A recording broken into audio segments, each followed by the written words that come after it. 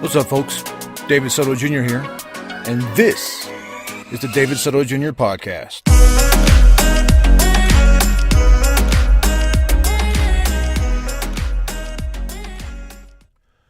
What's up, folks? Welcome to episode 23 of the David Soto Jr. podcast. I am your host, David Soto Jr. It's a beautiful morning here in Boulder, Colorado. It's summer, basically. Shit. I mean, it was 80 degrees. I slept in the van with all the windows open. It was almost too hot. I almost need to bust out my little fan. But beautiful, gorgeous morning. And only thing is that the water is too high for fishing. I mean, people are fishing and people are catching fish, but it's not like... the results aren't the same. The water is just too high. It's washed out, as they say, washed out. Today, I know it's time to make an episode, and I'm not 100% what I want to talk about, but I know that yesterday there was a hashtag on Twitter called "Why I Was Picked Last," and I don't know why that got to be a trending hashtag, but I went ahead and tweeted using the hashtag "Why I Was Picked Last," and I said because I was picked first. And I was picked last because I was picked first. And so it just kind of put me in the mood and reminded me about how much, I don't know how to quite pinpoint this, how much I hated school as a child, how much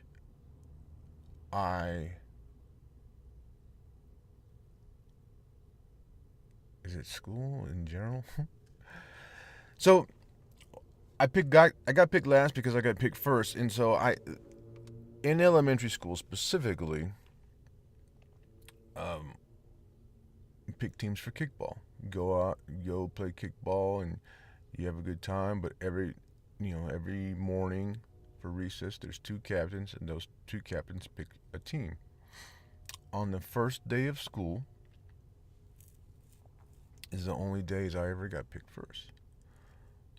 If for some, and it would be because if a team captain, first of all, the first day of school was the only day I could play recess because I got in trouble by lunch the first day of school and was not allowed to go. I was always in trouble. Not because I was a badass kid though. I just didn't fit in school. I didn't obey rules. I didn't intentionally. It wasn't like I intentionally broke rules. It's like I just couldn't. I couldn't follow along. I couldn't succumb. No, I couldn't conform. But on the first day of school every year, if it just so happened that one of the team captains for kickball was also a new guy, then that new guy automatically picked me first. His first pick would be me. And you think that's pretty cool, right? But it's not cool.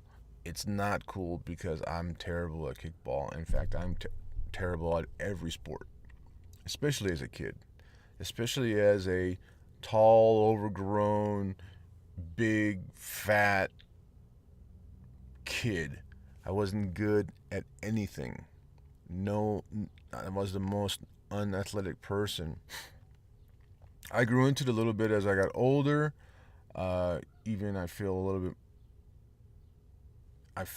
the most coordinated I've ever been in my late 30s, I feel like. But I am not an athlete. I don't have athletic skills, and I never did. But I think it was worse as a child.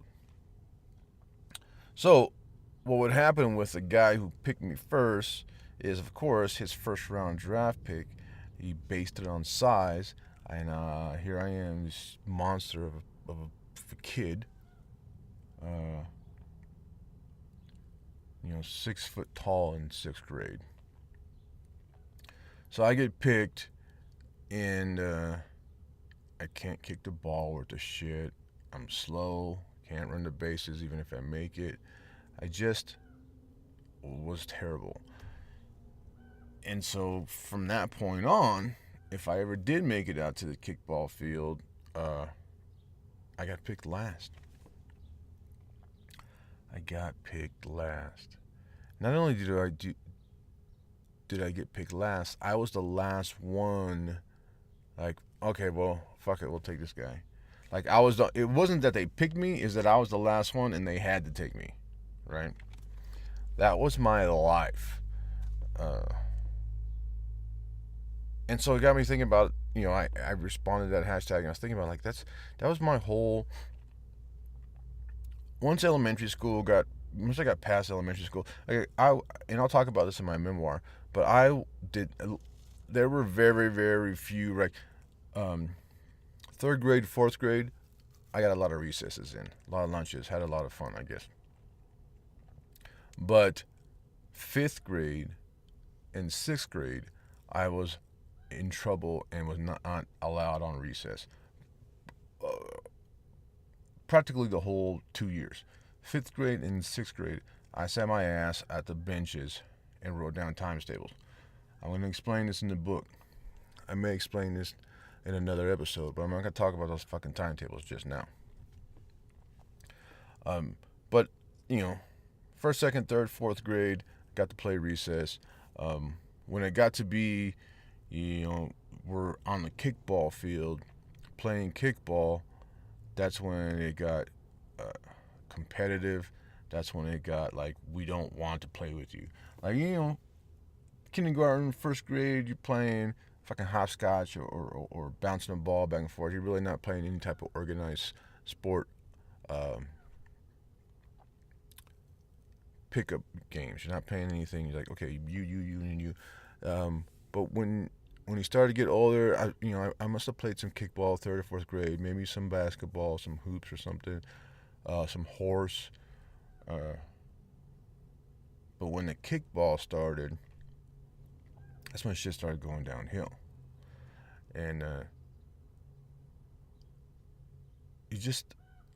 can't understand how is that good for a kid? Like, we send all these kids to fucking school and they all have to go through this.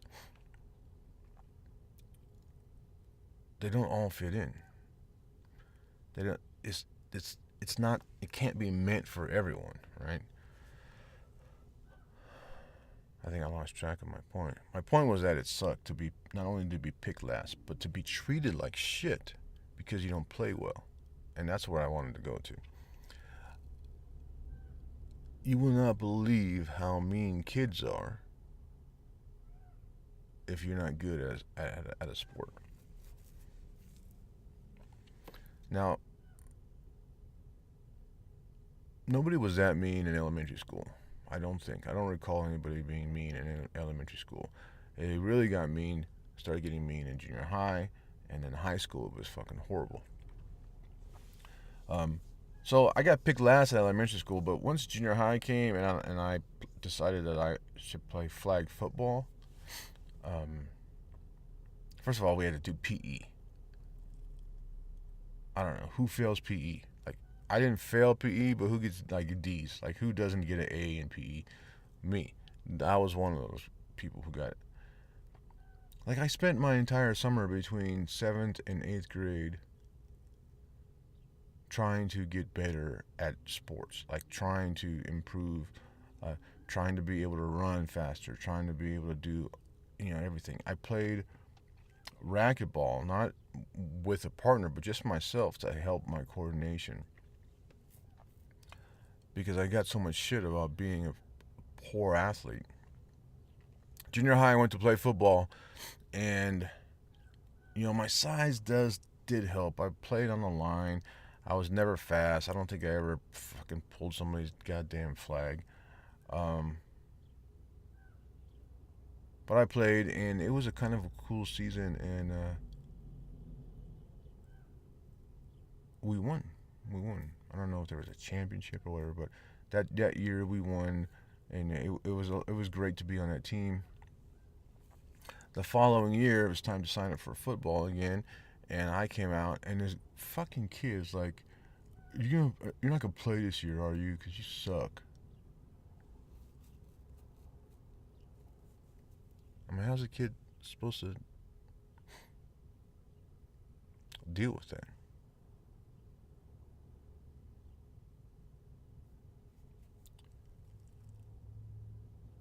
Freshman football came. I played. I was not good. I sat the bench. I sat the bench. And but I was a part of the team, and I felt like I was something. I felt good to be a part of something, a part of a tribe. It's another conversation we were just having with some other people the other day. It felt good to be part of something, part of a team, part of a tribe. Um, I loved walking around wearing that jersey. It felt good. And but I got so much shit, especially as a freshman, especially from older uh, football players. And I remember one time that I was sitting or coming into class as one class was exiting, and somebody was like, "Man, you don't even fucking deserve to wear that jersey." And the thing is, I really never backed down from anybody. So I just told this guy, "Dude, fuck you, dude, but bullshit." And he turns and looks to the quarterback, our quarterback, my freshman quarterback. And he goes, "Hey, tell me the truth. Tell me what you told me. This guy fucking sucks, right?" And I could see the look on his face. Like, this guy didn't want to be a dick to me. Our quarterback, I remember that fucker's name. Fucking, excuse me, I'm sorry. That's fucking ridiculous. I remember this quarterback's name, but I'm not going to say it. And he looks at me and he says, no, I can see the look on his face. Like, he didn't want, yeah, he definitely talked shit about me, right? He definitely talked shit about me, but he was trying to be nice and do it behind my back. Like, he didn't want to be like this other dick and call me out and say, tell me I suck to my face. I could see that in that quarterback's face. And he's, and again, what is it? Well, why are people dicks, for one thing? Well, I know why people are dicks.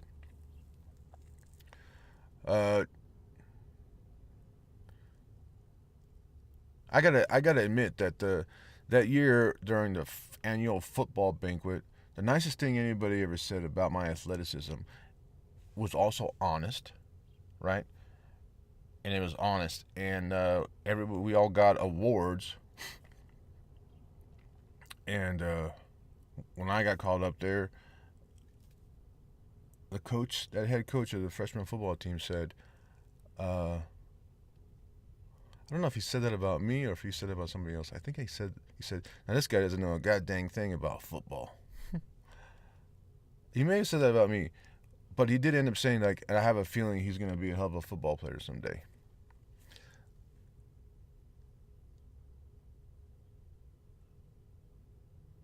Now that's not being a dick. That's being honest and not being a dick.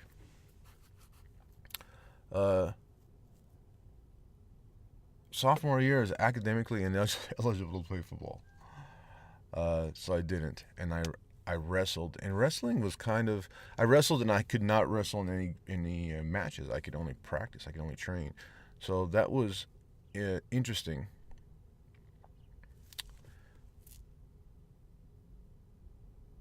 I just realized this. The only athletic thing I've ever done and well was wrestle. I forgot about wrestling.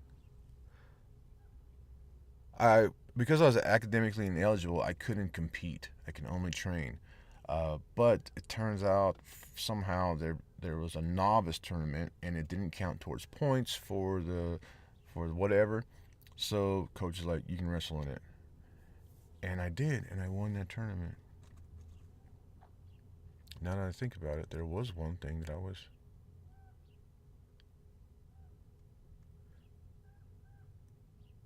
I mean, I got my ass kicked every day. There was no way I was going to ever beat out the varsity guy who was a heavyweight wrestler. But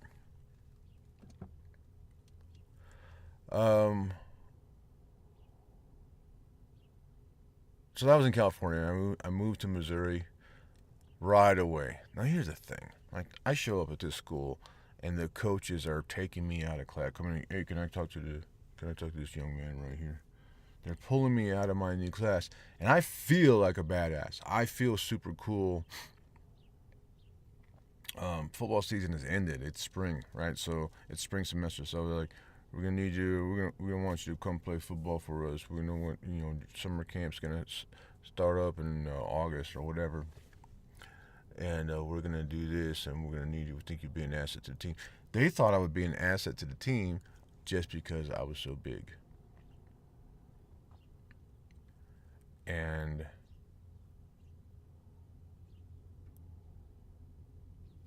I started my first night, and I got an ass chewing. Basically for not being good. I got fucking yelled at. We were losing at halftime, and then the head coach is yelling at everybody, blah, blah, blah. And then, right there in front of everybody, he fucking isolates me and calls me out. That was my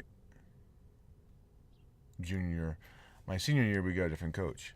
This guy was a complete fucking dick. And he just didn't play me. Because he wanted me to be this fucking, and I could tell. But so here I am, fucking 17-year-old kid, right? Doesn't know shit from the world, but I can tell that this guy's now being a dick to me because I didn't meet his expectations. Now he's not playing me. Now, even though there was probably no chance of me playing football in college, recruiters and scouts came to watch me play football, and this fucker wouldn't even play me until fourth quarter.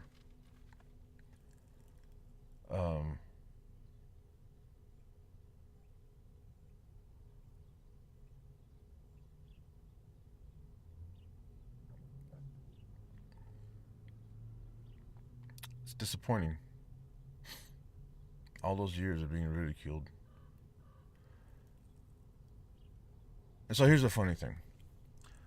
Air Force comes along. I play a little flag football in the Air Force. Nothing. I try to play softball. I do terribly. I'm not even going to go into baseball. As a kid, that was junior high and high school playing baseball.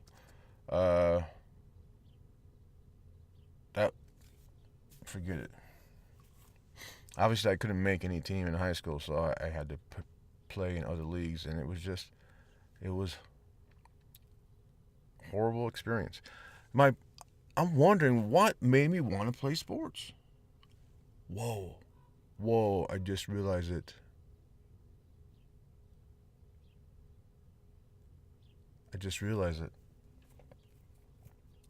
So yesterday I happened to have a conversation with some fellas up here at this coffee shop about, I mentioned how, wow. I can't believe I'm realizing this and discovering this. I mentioned how much I wanted to go to war as a oh my gosh. 17 years old, I enlisted in the Air Force, right? I mean, I must have been 16 when I mentioned earlier. I enlisted in the Air Force. I wanted to go to war as a teenager. I got talked out of joining the Army by a history teacher who was in the Air Force. Also, I was a little intimidated. The fact that boot camp scares everybody. It scared me into making the decision to join the Air Force because it was 2 weeks shorter. That's basically why I joined the Air Force. My history teacher said they treat you better and they give you better uniforms. And I knew that Army boot camp 6 weeks, Air Force base boot camp, or Army boot camp was 8 weeks, Air Force boot camp was 6 weeks, and by then, I probably heard by then that they treat you better in the Air Force too. But I don't know. When you're a recruit, all you're concerned about is boot camp and how hard it's going to be. Never mind your entire 23-year career. You're just concerned. Your biggest concern is about boot camp. I knew I had to go in the military. I wasn't going to go to college, and I knew I wanted to go to war at some point in my life. And I joined the Air Force instead of the Army. I didn't think I was bad enough to be a Marine, to tell you the truth. I probably could have done it, though. Um, so the conversation we have, he goes, I can't fathom that. I go, well, it's not hard to fathom. Uh, our entire military is 100% volunteer. That's a that's a lot of men and women, right? But a lot of men, majority of men, right, who have that same desire. And yeah, there may be some, like, there's an exception to the rules, right? So there are women, maybe women who have that desire. There may be men who just sign up so they can get free college or something, right? There's a lot of those. But so now I'm realizing,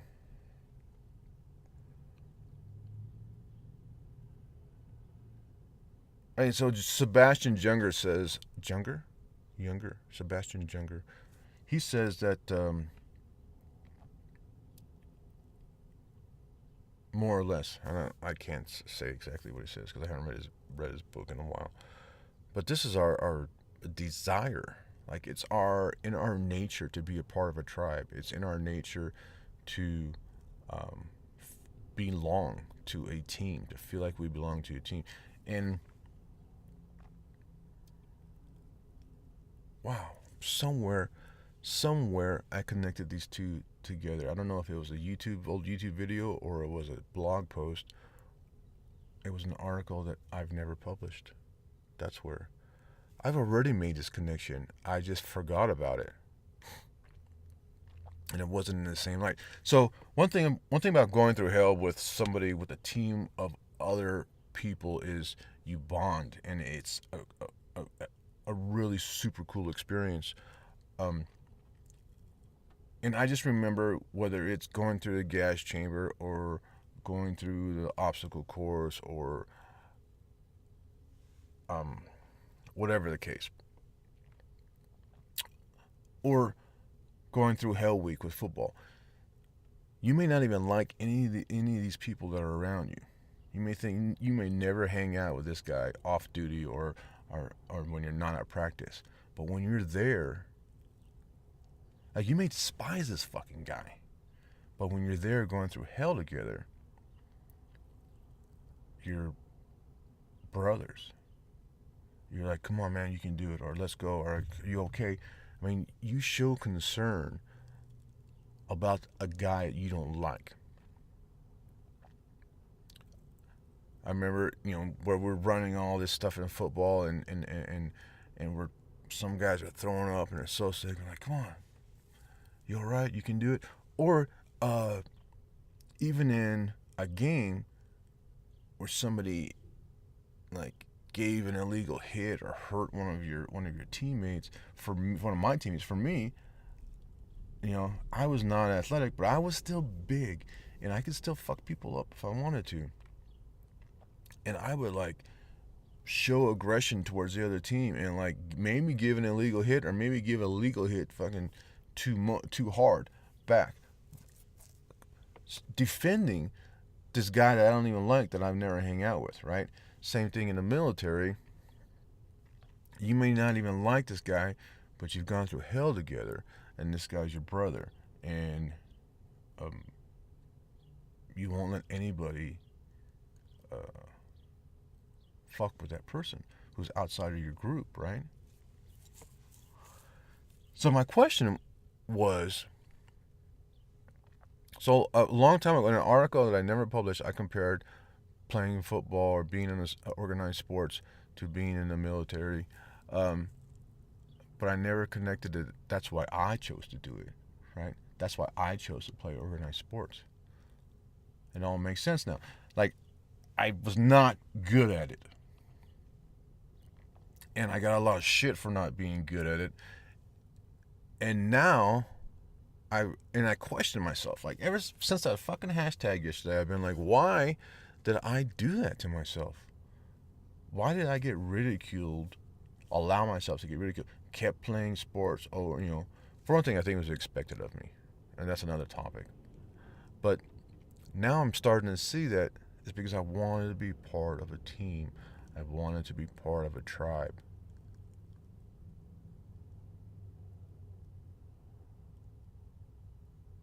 That's why I kept playing. And that's why at almost nearly the same age, I joined the military. I wanted that experience. Regardless whether I was good at it or not, I wanted to be part of a tribe.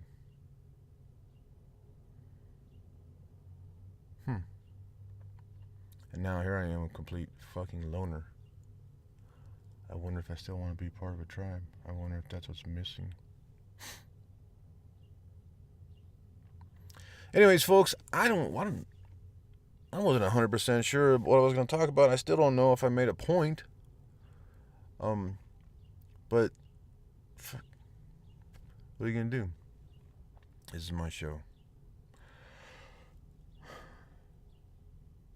You can find me on Twitter and Instagram at David E. Soto Jr. JR for junior.com. Oh, pinche.com. There's no .com. At David E. Soto Jr. on Instagram and Twitter. My website is davidsotorights.com. And today is...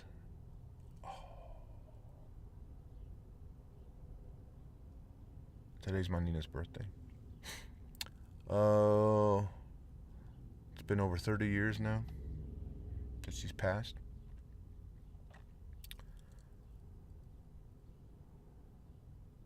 A very, very, very important person in my life, even though, wasn't even 12, 10 years old? 11 years old, something.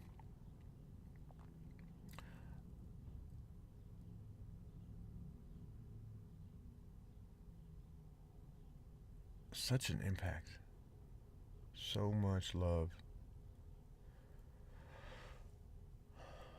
Anyways, today's my Nina's birthday. And June 1st, I'm changing. Anyways, if you want to know about my Nina, you'll read about it in my memoir. It's almost written. I'm practically done. I think I have enough. I just haven't been working on it to get it published. But today, my point is that today's June 1st. My release date has been moved up to June 3rd, I think. So June 3rd, you can still pre-order Moncada, but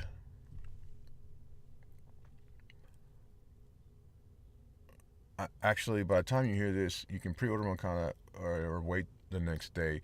The paperback is available. You can order your paperback. It will get to you. Amazon Prime, it'll arrive after June 3rd now. But Moncada is done. It's available. It's up. And I would appreciate it if you, I don't know, give a look. At least go to Amazon, check it out. See what you think. See if it seems interesting. But, wow. You know, I share these podcasts. I like being a podcaster. I like broadcasting. I like telling stories. And this episode is... But I continue to tell myself that I'm doing this for me. I'm not doing this I'm not trying to be a self-help fucking person out there. I'm just trying to tell stories, and I'm trying to figure my own shit out. And that's what these podcasts are. And that's why I do this. I don't do this for you. So if I don't get, you know, my average listeners is increasing. Listens per episode is increasing. But to be honest, if I didn't have this thing, you know, I'm not doing it for listenership, although I hope that would be a good byproduct, right, for exposure. But I am honestly doing this because I enjoy it and because it's helping me figure my shit out. And that's what this episode turned out to be, was me figuring my shit out. And I wish I had a better vocabulary than having to use the word shit a lot. Folks, that's it. I appreciate you tuning in. David Soto Jr. and at David E. Soto Jr. on Twitter and Instagram. And peace. Thank you.